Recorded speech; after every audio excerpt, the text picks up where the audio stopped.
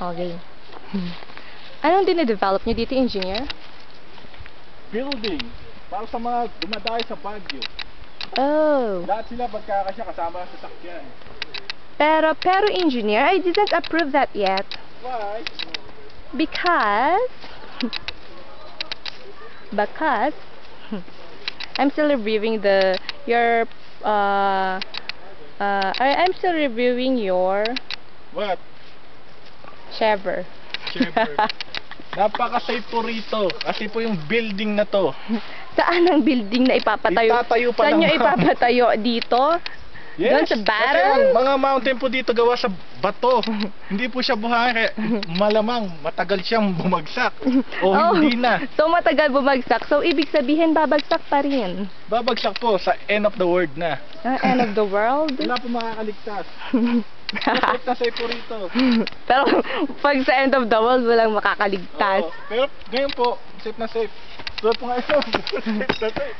Whatever. Uy, huwag ka mang gumanyan. Binibidyo niyo po ba ako, madam? Kasi Hindi. may talent fee po ako pag ganyan. Hindi. Tinitingnan ko lang ang lupain na binili ko. Kaya nga Ganito po, pala. inoopera Hindi pala po ito kayo. lupain. Ang bundok na binili ko. Ay, hindi po ba to? Ang bundok na ito ay isa na naman sa mga marami kong properties. Look. It's so high. Isa lang pala ito sa mga property nyo. Yeah. Napakayaman nyo po, madam. Isa lang ito sa mga marami kong properties. Pero may packet doon, no? To. Saan?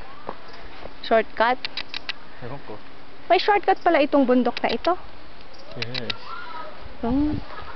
Pinag-iisipan ko, pwede ba akong Ano? magpatayo ng parang gusto kong lagyan ng carousel dyan sa baba. Pwede po.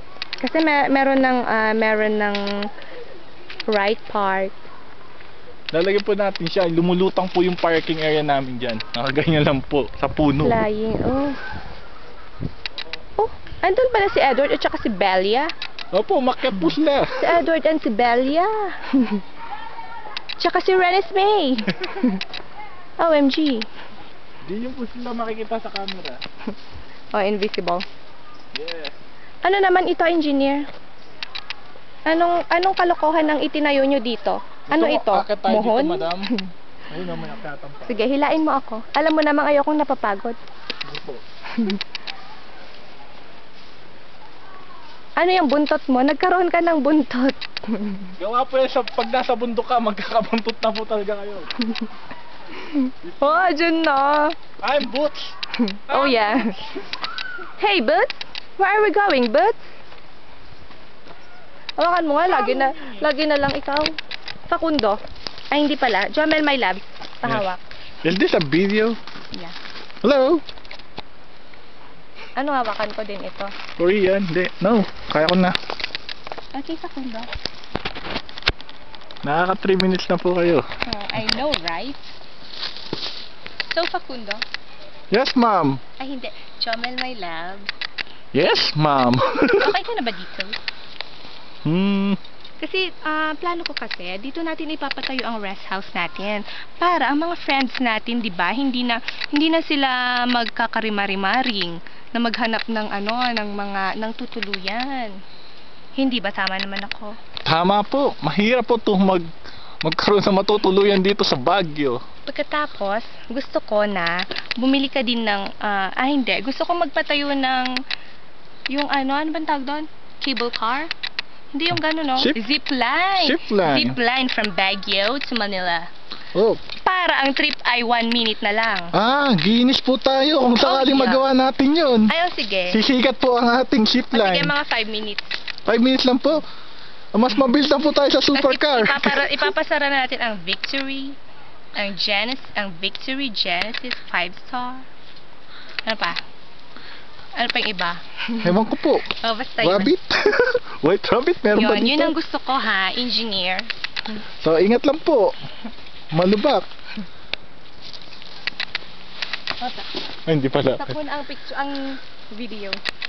Wow. So dito na, nakita nyo naman ang bago kong biling lupain. O, tingnan mo. Correction. This is not a lupain. It's, bundok. We bought a bundok. Where we will patayo the carousel and our rest house over there. There. Eh? Para ang mga friends ay hindi na magyaya sa mga bundok-bundok na iyan. Dahil gusto ko hindi tayo napapagod.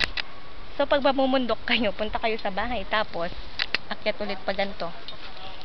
Ang biyahe naman ay maging 5 minutes. Papatayuan ko ng zipline mula Baguio City hanggang Pasig.